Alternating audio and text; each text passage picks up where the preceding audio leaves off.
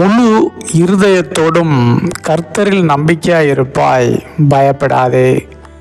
நீதிமொழிகள் 3:5. உன் சுய புத்தியின் மேல் சாயாமல் உன் முழு இருதயத்தோடும் கர்த்தரில் நம்பிக்கையாயிரு. கிறிஸ்துவை பின்பற்றுகிறவர்களாகிய நாம் கர்த்தரில் நம்பிக்கையாயிருக்கிறோம். அதில் எந்த சந்தேகமும் இல்லை. அவர் மீது நம்பிக்கையும் விசுவாசமும் இருப்பதனால்தானே அவருடைய காரியங்களில் ஆர்வமாக இருந்து நாம் செயல்படுகிறோம். ஆனால் சுய புத்தியின் மேல் சாயாமல் முற்றிலும் முழு இருதயத்தோடு கர்த்தரில் நம்பிக்கையாக இருக்கிறோமா என்பதுதான் சிந்தித்து பார்க்க வேண்டிய ஒன்றாக உள்ளது. சில நேரங்களில் நாம் நமது சுய புத்தியை கூட சார்ந்திருப்பது உண்டு. நாம் மனிதர்கள் தானே, நமக்கு அவர்தானே சுய புத்தியை கொடுத்திருக்கிறார். அதனால் சுய புத்தியோடு செயல்பட வேண்டும் என்று உலக வழக்கின்படி சொல்வதும் உண்டு. மற்றவர்களின் காரியம் எப்படியோ நமக்கு தெரியாது. ஆனால் நாம் சுய புத்தியின் மேல் சாயக்கூடாது என்பது தேவனுடைய விருப்பமாக உள்ளது.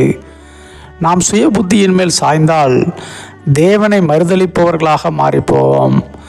தேவ சித்தத்தை புறக்கணிக்கிறவர்களாகவும் இருப்போம். முழு இருதயத்தோடு கர்த்தரில் நம்பிக்கையாக இருப்பது என்பது கொஞ்சம் சவாலான விஷயம்தான்.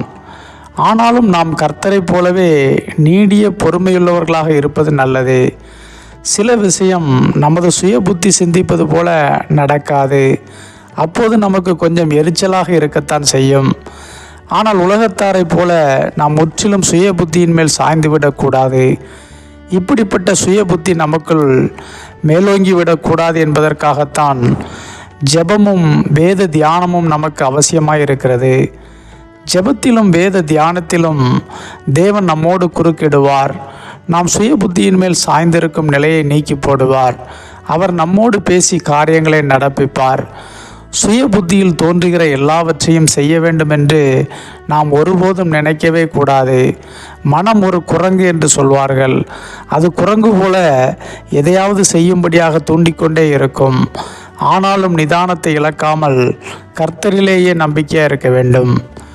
உங்கள் சுய புத்தி உங்களுக்குள் மேலோங்கி இருக்கிறதா? பயப்படாதிருங்கள். உங்கள் முழு இருதயத்தையும் கர்த்தருக்கு கொடுங்கள். அப்போது உங்கள் சுய புத்தி அழிந்து போகும். வீணான சிந்தனைகள் வராது. நீங்கள் முழு இருதயத்தோடு எப்போதும் அவரில் அன்பு கூர்ந்து நம்பிக்கையாக இருப்பீர்கள். பயப்படாதிருங்கள். ஆமென்.